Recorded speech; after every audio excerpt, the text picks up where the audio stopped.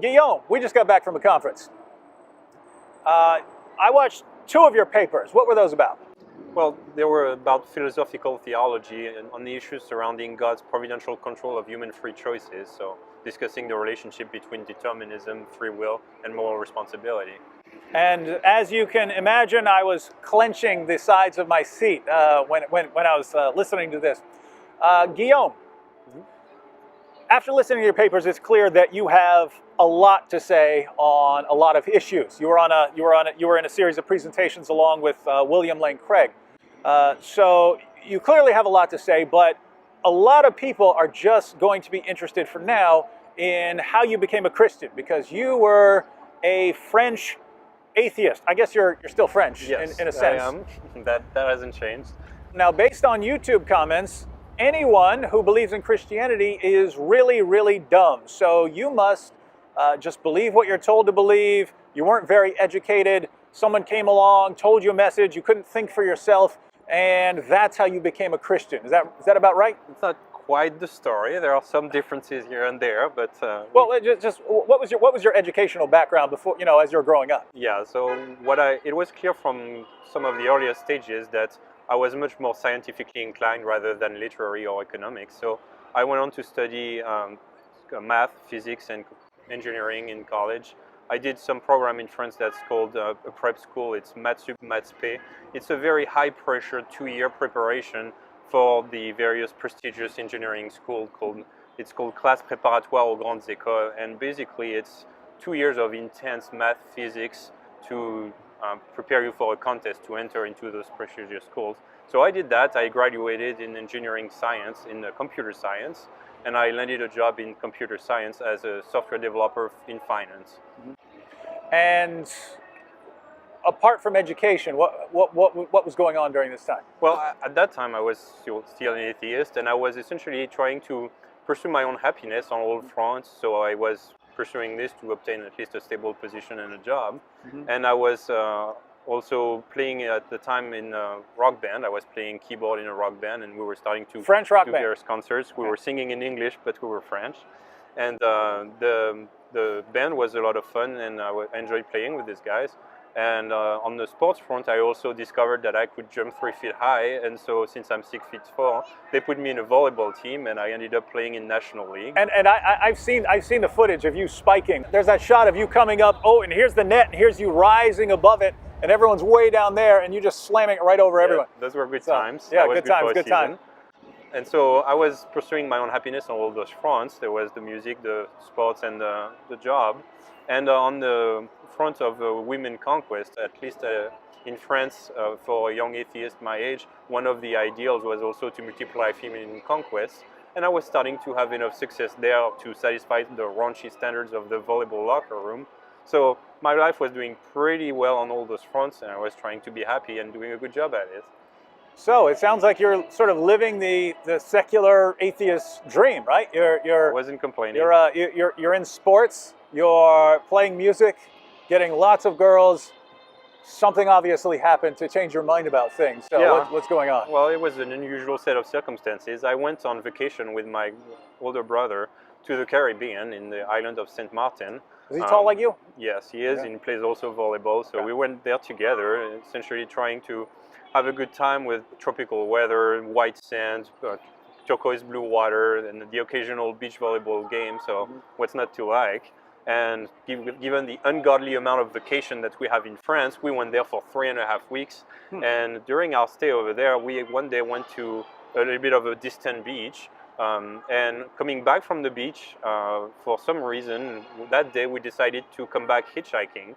I had never hitchhiked in my entire life until that day, and I have never done it ever since. But for some reason, it was decided we would hitchhike our way home. So we start hitchhiking, and a few minutes after, there's a car that stops in there where there was 2 tourists, 2 women from the United States. One was from Miami, the other one was from New York. And they were actually not stopping to pick us up. They were stopping to ask for directions. And they were lost on their way from the airport to their hotel. As it turns out, the hotel or the airport were nowhere near the beach at which they came to pick us up, so they were clearly way lost. And here they were asking for directions. Now, they told us where they were going, and it turns out that their hotel was right next door to the house at which we were staying. So we told them, well, look, we're happy to tell you, just pick us up and we'll go there. So we get in, and they were attractive enough that I started flirting, and we were trying to see them again on the island before we left. And it turned out that we did, and I ended up dating the one who was in New York. And I quickly found out, though, that she was a professing Christian. She said that she believed in God, which in my own worldview at that time was pretty much an intellectual suicide. And also attached to that problematic belief was her belief that sex only belonged in marriage, which is even crazier than theism, if that was at all possible.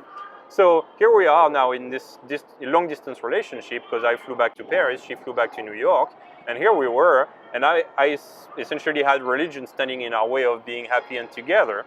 So my new goal in life was to try to show her why her Christian beliefs were silly, that she should put all this nonsense behind her, and then why we should be happy together. And if I was going to be criticizing Christianity, at least I needed to know what Christianity teaches. And so I picked up a Bible and I started to read about Jesus. And what I found there was a little bit feeling and tasting differently than I had expected. What I saw in Jesus was a person who was speaking with authority, and he was maneuvering in conversation in ways that were pretty impressive. He knew what he was talking about, and that started to put a little bit of an awkward fact for me to handle. I knew that at some point I would need to have some account of who I thought this Jesus was. Because I was the same way. When I read, before I was a Christian, I read Matthew, Mark, and John. And I was really impressed. I was really impressed when I read the words of Jesus for the same reasons you mentioned. Mm-hmm. Yeah, and even at the time, even as an atheist, I never really bought into the whole Jesus myth theory. It never occurred to me that Jesus was a mythological figure in some sort of fairy tale. It seemed clear, at least minimally, that he was a historical person who walked the roads of Palestine in the first century. And that's another parallel, by the way, and that when I was reading the Gospels, I'm thinking I'm actually reading first century accounts of the early church, and because you see all kinds of atheists nowadays on YouTube, and they're so far away from scholarship, they have no clue what they're talking about, and that the genre of the Gospels is first century Greco-Roman biography. So we were on the same page there, and that we're both taking this seriously as early accounts of Jesus, which is cool, because that's what scholarship agrees on nowadays. Right. So we were right. Without knowing, we were actually on the right path. But also, it seems like his teachings were taken seriously enough, and his impact on his disciples was such that they were prepared to say, I've seen this and I vouch for him.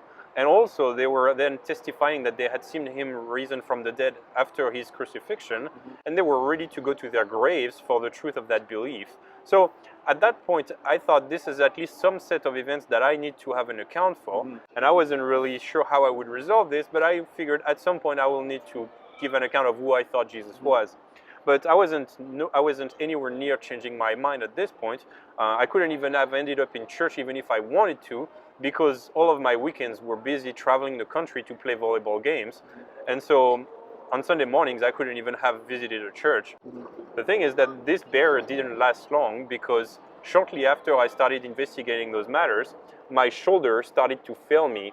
And your spiking shoulder? Yes, the shoulder of the arm for the spiking. And about 10 minutes into every volleyball practice, my shoulder burned and I just couldn't spike anymore.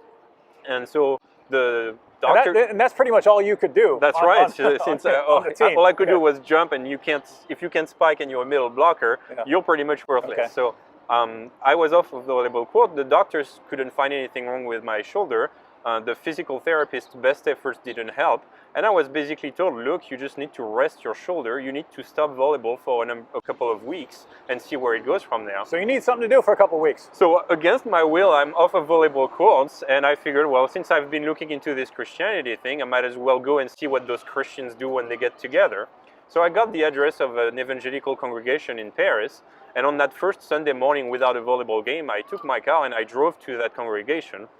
And the way I describe it is really that I went there like you would go to the zoo to see some weird exotic animals that you've heard about or read in books, but never seen in real life. And so I went there to just see what those weird animals do when they get together.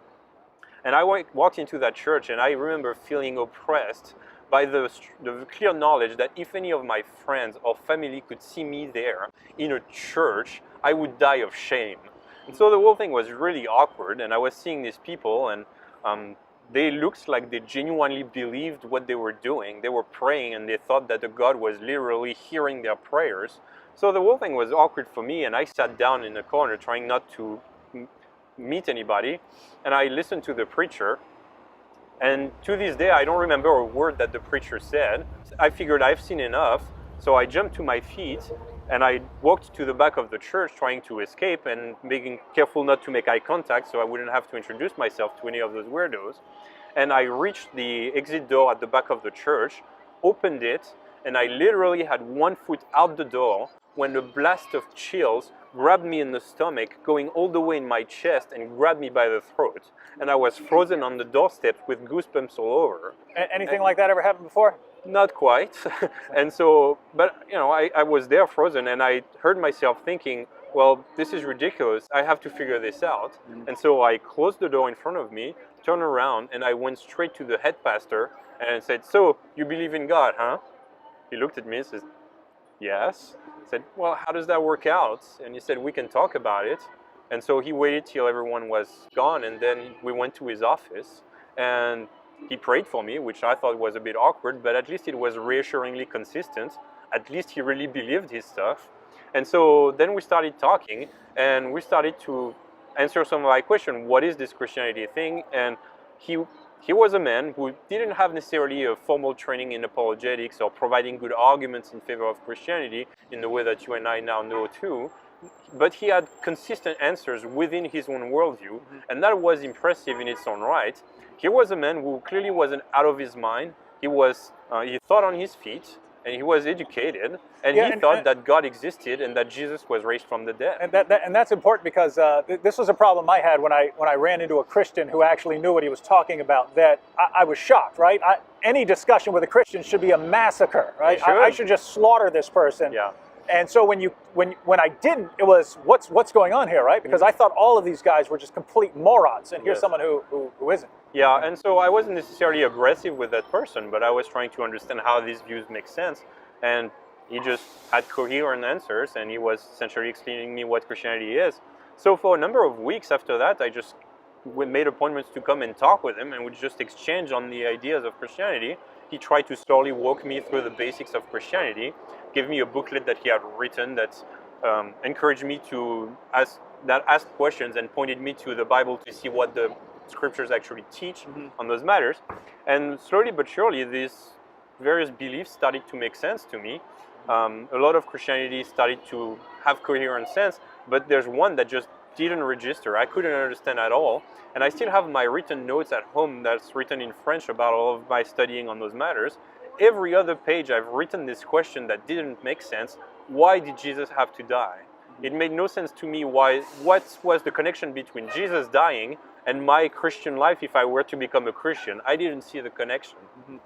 And very soon after, the answer would come. At that point, my unbelief had slowed down a little bit, and I was starting to shift my unbelieving prayer life into, God, this starts to make sense, but if you're real, I'm going to need to have you really explicitly reveal yourself to me in ways that I can trust this is real and I can jump in and not making a fool of myself. And the sort of experience I was hoping for, aside from arguably what happened at that church, I was hoping for some sort of open heaven with the voice of God coming down, welcome son. And what came was eventually much less theatrical, but much more brutal. What he did is that he reactivated my conscience. And that was not a pleasant experience. At the exact same time I had started to investigate Christianity, I had come to commit some really sinister misdeed, which I will spare you the sordid details, but even by my own low atheistic standards of morality at the time, were pretty extreme and clearly wrong. And yet I knew I had done those things, and I had suppressed it, and I had piled up all sorts of lies above it so as to not have to face the consequences, and I really had suppressed it, pretending like this never happened. And what happened at that point is that God just took all of this and shoved it in my face, and I was struck with guilt, intense guilt like I had never felt before, a physical pain out of the guilt. And in that place of being struck with a physical pain out of guilt, there the gospel clicked. This Christian gospel that I had been reading about previously finally made sense. That's why Jesus had to die. Me, that is, that he who knew no sin became sin on my behalf. He died on the cross to pay the penalty for the sin that I deserved. So the switch that Christianity teaches is that he didn't deserve to die. I did deserve the punishment. The wrath of God was yet poured on him, and I received it freely, not by any works or rituals or any good deeds that I would perform, but simply by placing my trust in him, thereby receiving salvation. So the teaching of Christianity that heaven is given for free, not by good works, but by faith, finally clicked, and I received it. I said, this is making perfect sense now. God, I'm receiving this sacrifice that you made on my behalf. I place my trust in you. Save me. And at that point, I experienced this real spiritual renewal. All of that guilt just evaporated, and I felt a freedom. I had been forgiven by the living God. So I had now to confess those things to the relevant parties, and I did so.